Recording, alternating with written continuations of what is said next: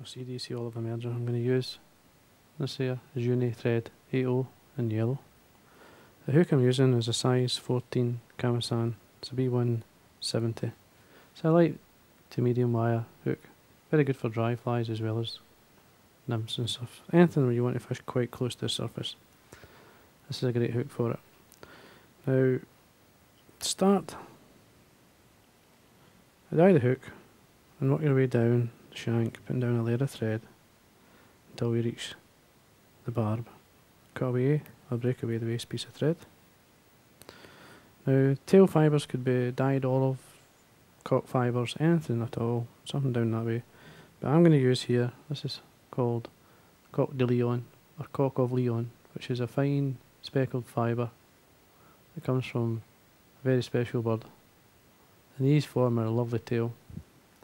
Very good for dry flies as much as nymphs. Now you're looking for probably, I like slight exaggeration, don't put in exactly 3. I mean about half a dozen or so. Spring it 90 degrees from the stem, you'll see the tips starting to line up, then tail them off.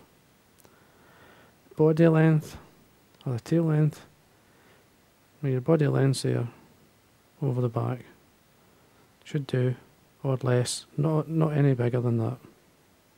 Just get the tail into your finger and thumb. All you do is turn on top, and keep a hold of the points and bring the thread underneath. Let them go, and then bring the thread turn up and in. What this does is slightly spreads the fibre, opens them out. Then trim it, say 2 lengths, 2/3 the body. For the body itself, I'm going to be using some turkey bite, nice olive. In this case it's calabatus. Now there's a fine hair on one end, and the fine hair is at the top. The other side doesn't have any fibre at all. When you tie this in by the tip, as I say, with the fibre on top, nice and tight, just run it up, tie in at least 2/3 of the body. Now to protect the turkey bite, some super glue or fine varnish. In this case I've used some super glue. Now as you bring the turkey bite around, the fine hair should be towards the back, and the leading edge is the edge without any fibre on it. Just slowly build up your body, take your time. I like it quite close because I want to do at least 5 or 6 plus turns where I get that nice fibre there. Once I've got enough, 2 or 3 turns over, trim away the waste. Now at this point what I would do, tidy up first. Take your thread down the thorax area and then come back up. Now what I've got here is some CDC feathers. I've got, in this case 2, these are quite small. As you see I've dyed them, in this case I've actually dyed them chartreuse. That brings out a tiny bit of colour towards the bottom of the feather. The colour is there, just a tiny bit, it gives it a kind of an olive type look. Then we tie these in by the tip. There's 2 or 3 ways you could tie these in. The way I like to do it is just simply pull them tight, pull back some of the fibres that I don't need first, and then pull these nice and tight. Keep going till the tips. Then come to this side, points to my side, a loose turner thread and another one, really encouraging the fibre to come onto it. As you see, it curves up and away from the hook. Trim away the excess. Leave it the full length of the thorax, don't trim it right up to where you've tied it in. This will help build up the thorax at the same time. Make sure you tie the CDC feathers in right. Take the thread down and back up. Dubbing could be quite a few types of dubbing. One of my favourites is this one here. This is because it's a surface type fly, this is UV frog hair. In this case, this one here is olive.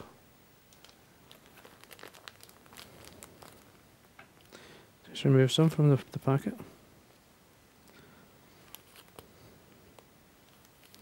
Now, the reason I like the UV or this type of dubbing is that when the fly's in the surface, there's more likely for the light to show, or the UV for it to shine, catch the light.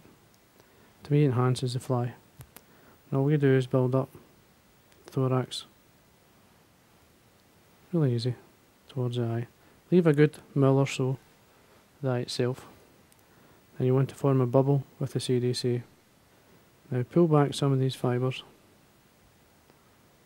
Just pull them back. Now you don't want it too big. Bubbles round about there, that's plenty. So it's about halfway down the body. Just hold it nice and tight. Tighten up. Good 2 or 3 turns. Come in, trim away the waste. Then see how it's sitting. Bring the thread to the front, the cut ends, and build the thread from the front up. Take your time.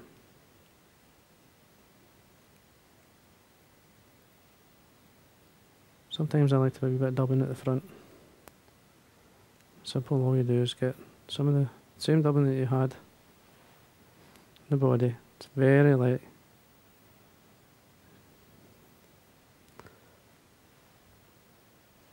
Don't have to do this, but I like to just tone the colour down a wee bit on the head. Just a wee bit. Tapers the fly, gives it more nymph-like. Anything going forward, just stroke it back. Then get some varnish. I'll put the varnish onto the thread just now. And then wet finish. 1, 2, 3 turns is plenty.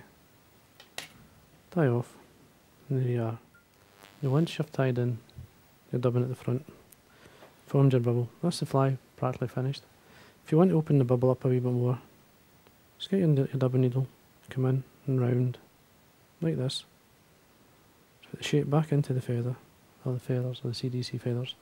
This here is a bubble where it traps the air. You want to make sure that's out. As I say, there's your small emerger, mayfly emerger, or olive. And works extremely well. Great fly to have in your box. The fish are being a bit fussy. This is the one to have.